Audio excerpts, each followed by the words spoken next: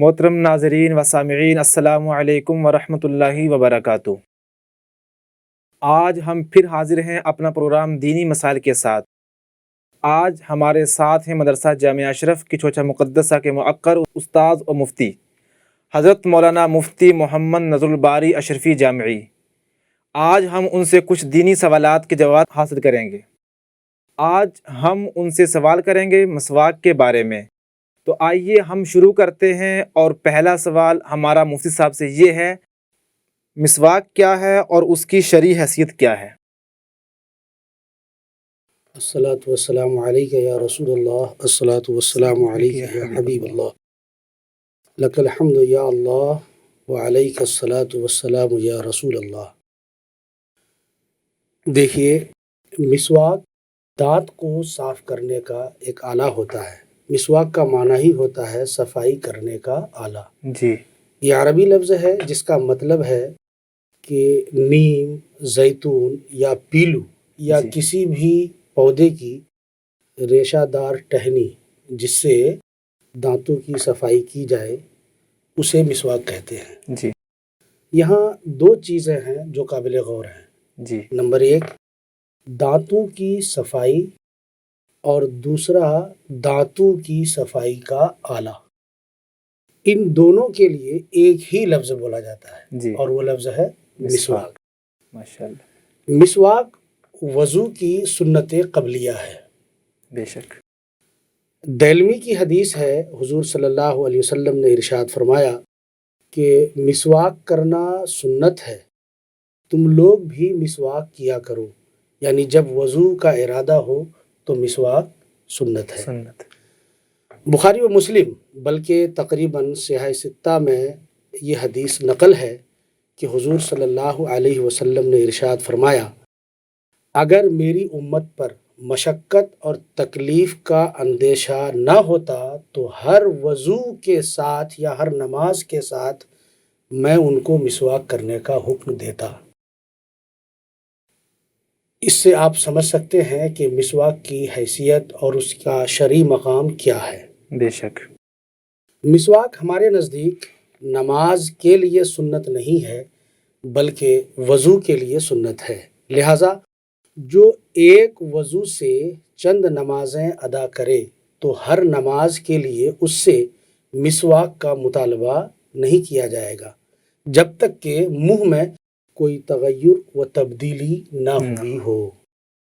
مسواک کے سنت ہونے پر حضرت عبداللہ ابن مبارک رضی اللہ تعالیٰ عنہ فرماتے ہیں کہ اگر کسی بستی کے سب لوگ مسواک کے سنت ہونے کا انکار کریں جی، تو ہم ان سے اس طرح جہاد کریں گے جیسا کہ مرتدوں کے ساتھ کرتے ہیں، تاکہ لوگ اس سنت کے ترک پر جرأت نہ کر سکیں۔ اب ذرا اندازہ لگائیے اس حدیث پاک کا کہ اگر کوئی مسواک کو یہ کہہ کر کے چھوڑ دیتا ہے کہ سنت نہیں ہے تو حضرت عبداللہ ابن مبارک فرماتے ہیں کہ ان سے جہاد جیسا عمل کیا جائے۔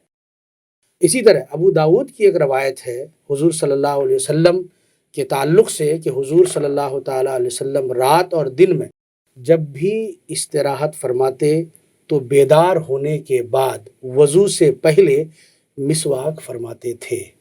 تو یہ مسواک کی شرعی حیثیت ہے، نبی اکرم صلی اللہ علیہ وسلم کے عمل سے اور دیگر احادیث سے ثابت ہے۔ ماشاءاللہ، بہت خوب۔ اب میرا مفتی صاحب قبلہ سے دوسرا سوال یہ ہے کہ مسواک کرنے کا سنت طریقہ کیا ہے؟ جی، مسواک کرنے کا سنت طریقہ یہ ہے کہ مسواک کرنے سے پہلے آپ اس کو اچھی طرح سے دھو لیں، اور جب مسواک کر کے فارغ ہو جائیں تو اس کو بھی دھو لیں، اور اس کے بعد دھو کر رکھیں۔ جی، مسواک کو آپ پکڑیں گے تو دائیں ہاتھ سے مسواک پکڑیں، دائیں ہاتھ سے، چونکہ دائیں ہاتھ عمل میں لانا، دائیں ہاتھ سے کام کرنا، یہ نبی اکرم صلی اللہ علیہ وسلم کو پسند تھا۔ سبحان اللہ۔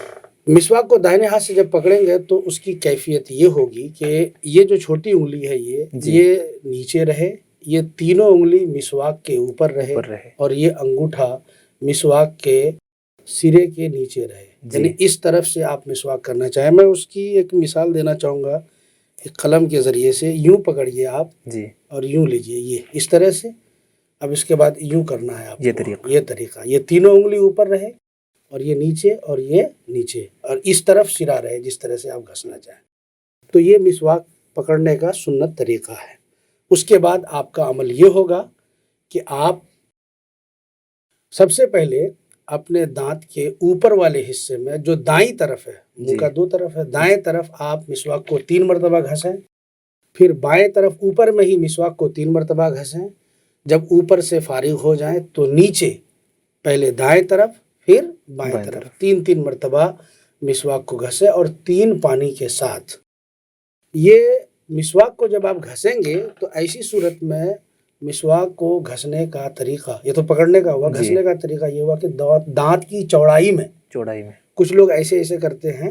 یہ طریقہ صحیح نہیں ہے، اس سے نقصان ہوگا اور بھی مسوڑے پھٹ جائیں گے، تو ایسی صورت میں خون وغیرہ بھی بہہ سکتا ہے. اس لیے اس کو چوڑائی میں گھسنے کا، تاکہ آپ کو کوئی جسمانی نقصان نہ ہو. یہ مسواک کا سنت طریقہ ہے. لیکن اب ایک بات یاد رکھیے، چونکہ مسواک سے منہ کی صفائی بھی مطلوب ہے.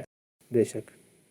اب اگر کسی کے منہ میں اس طرح کی کوئی ایسی بدبو ہو تو جتنی بار مسواک اور کلی سے وہ بدبو ختم ہو سکتی ہے اتنی بار مسواک کرنا اسے ضروری ہے.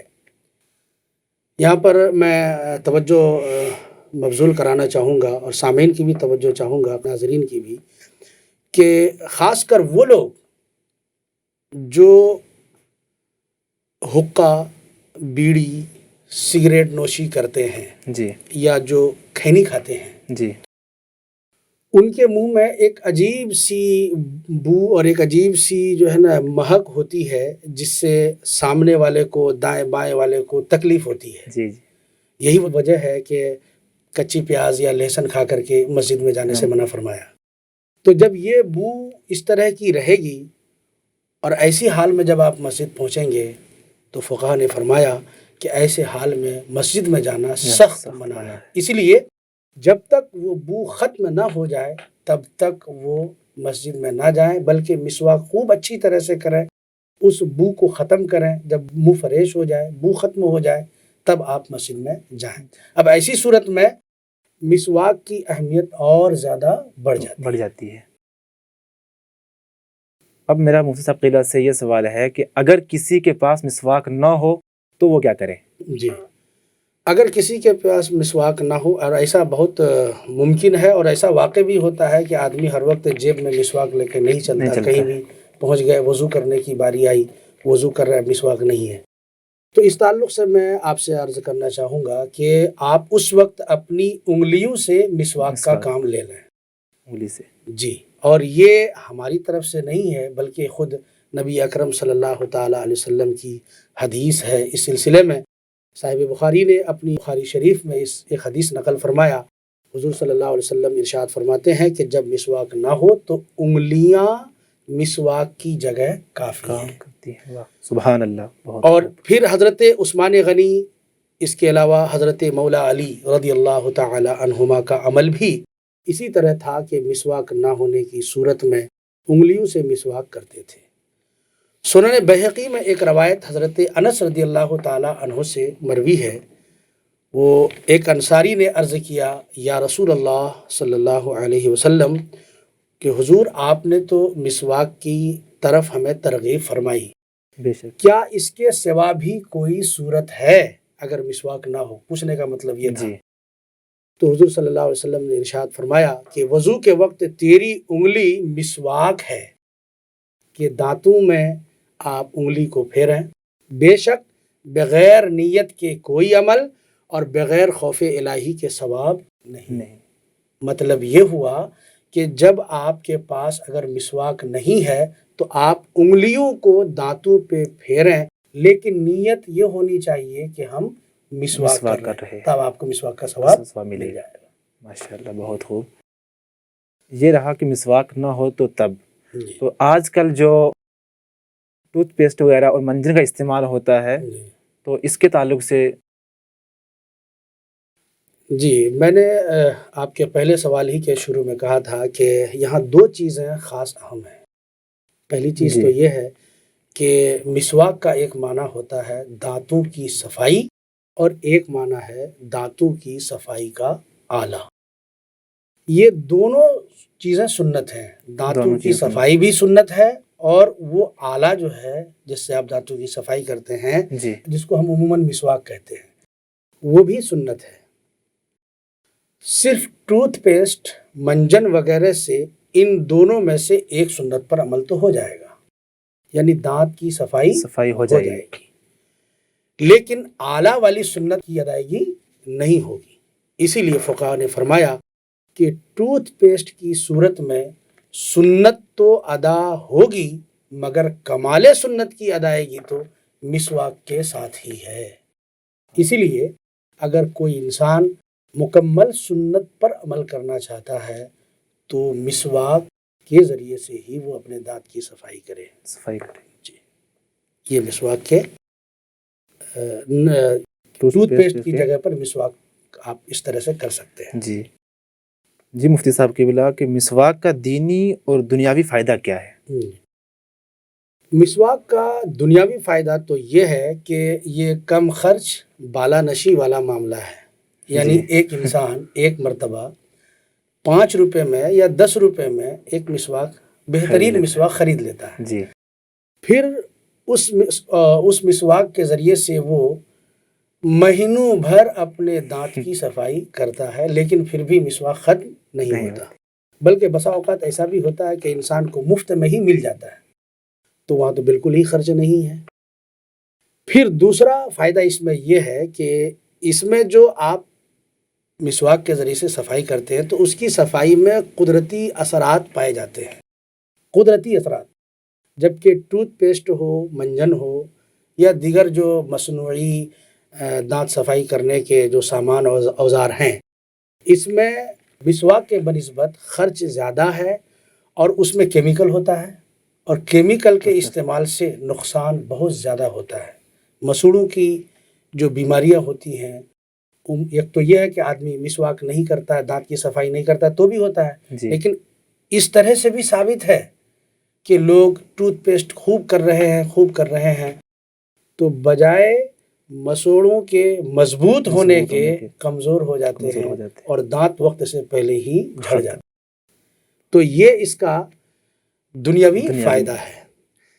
اس کے علاوہ مسواک کا جو دینی فائدہ ہے وہ یہ ہے کہ مسواک کرنے والے سے اللہ تبارک تعالیٰ راضی ہوتا ہے۔ نبی اکرم صلی اللہ تعالیٰ علیہ وسلم کو مسواک کرنا بہت زیادہ پسند تھا، حتیٰ کہ آپ نے بستر علالت میں بھی مسواک کرنے کی خواہش فرمائی تو حضرت عائشہ صدیقہ رضی اللہ تعالیٰ عنہا نے آپ کے لیے مسواک تیار کیا تھا۔ یہ ترمذی کے اندر یہ حدیث موجود ہے جس میں آیا ہے کہ حضرت عبد الرحمن رضی اللہ تعالیٰ عنہ، جو حضرت عائشہ رضی اللہ تعالیٰ عنہا کے بھائی تھے، حضور صلی اللہ علیہ وسلم بستر پہ تھے، وہ عیادت کے لیے آئے تو حضرت عبد الرحمن کے کان میں، یہاں پر جیسے لوگ قلم رکھتے ہیں، مسواک ان کا کان پہ رکھا ہوا تھا۔ حضور کی نظر پڑی حضرت عائشہ سے، آپ نے اشاروں میں کہا، حضرت عائشہ فوراً سمجھ گئی اور آپ نے حضرت عبد الرحمن سے مسواک مانگا اور اس کے دوسری طرف کو اپنے دانتوں سے چبا چبا کر ملائم کیا، پھر حضور صلی اللہ علیہ وسلم کو آپ نے وہ مسواک عطا فرمایا۔ سبحان اللہ۔ تو حضرت عائشہ صدیقہ رضی اللہ تعالیٰ عنہا نے مسواک آپ کو ملائم کر کے دیا تھا۔ ایک روایت میں ہے کہ حضور صلی اللہ علیہ وسلم نے ارشاد فرمایا، مسواک کے ساتھ نماز بے مسواک کی 70 نمازوں سے بہتر ہے۔ سبحان اللہ۔ ایک بار اگر مسواک کر کے وضو کرے اور نماز پڑھے تو وہ 70 ایسی نمازوں سے بہتر ہے جس میں مسواک کا استعمال نہ کیا جائے۔ اسی طرح ایک روایت میں ہے کہ حضور صلی اللہ علیہ وسلم نے ارشاد فرمایا، جب تم میں سے کوئی رات کو نماز پڑھے تو وہ مسواک کر لے، کیونکہ جب وہ نماز میں قرات کرتا ہے تو ایک فرشتہ اس کے منہ پر اپنا منہ رکھ دیتا ہے، جو کچھ پڑھتا ہے وہ اس کے منہ سے نکل کر فرشتہ کے منہ میں داخل ہو جاتا ہے۔ اب ظاہر سی بات ہے کتنا بڑا مقام ہوا اس مسواک کرنے والے کا، فرشتہ کہ فرشتے اس کی بولی کو اپنے منہ میں لے لیتے ہیں۔ اللہ۔ اس کے علاوہ مسواک کرنا رزق میں برکت اور رزق میں وسعت کا سبب ہے۔ مسواک کی اہمیت و افادیت کو آج کے سائنس دانوں نے بھی تسلیم کیا ہے۔ سبحان اللہ۔ مسواک کرنے کے فوائد اس کے علاوہ بھی اور بھی بے شمار ہیں۔ انسان کا نظام ہاضمہ اور معدہ قوی ہوتا ہے۔ بعض لوگ ڈاکٹروں اور طبی نقطہ نظر سے اگر آپ دیکھیں مسواک کے بارے میں تو یہ کہا جاتا ہے کہ مسواک کرنے سے جو مسلوں میں جتنی بھی بیکٹیریاز ہوتی ہیں جس سے امراض وغیرہ پیدا ہوتے ہیں وہ تمام بیکٹیریاز کو یہ مسواک ختم کر دیتا ہے۔ تو اس اعتبار سے طبی نقطہ نظر سے بھی اور پھر یہ ہے کہ نبی اکرم صلی اللہ تعالیٰ علیہ وسلم کا یہ محبوب عمل تھا، بے شک آپ کی عادت بھی تھی اور آپ اس کو بطور عبادت بھی کرتے تھے۔ سبحان اللہ۔ تو نبی اکرم صلی اللہ علیہ وسلم کا یہ عمل عبادت بھی ہوا اور یہ عمل عادت بھی، اس لیے ہم لوگوں کو چاہیے کہ نبی اکرم صلی اللہ تعالیٰ علیہ وسلم کی سنت پر عمل کرتے ہوئے اپنے وضو کو کریں۔ یقیناً نبی کریم صلی اللہ تعالیٰ علیہ وسلم کی سنت پر عمل کرتے ہوئے جو شخص وضو کرتا ہے اور اپنے اعمال کو بجا لاتا ہے ان کے اعمال میں اور ان کے درجات میں بے حساب اضافہ ہوتا ہے۔ رب کائنات اسے بہت زیادہ ثواب عطا فرماتا ہے۔ جزاک اللہ احسن جزا۔ تو ناظرین، ہمارا آج کا پروگرام یہیں پر ختم ہوتا ہے۔ ہمیں دیجیے اجازت، انشاءاللہ ہم پھر اسی طرح کے مسائل اور سوالات لے کر حاضر ہوں گے اور مفتی صاحب سے جواب سن کر اس پر عمل کرنے کی کوشش کریں گے اور اپنے اعمال کی اصلاح کرتے رہیں گے۔ شکریہ، اللہ حافظ۔ سرورا شاہ کریمہ دستگیرہ اشرفا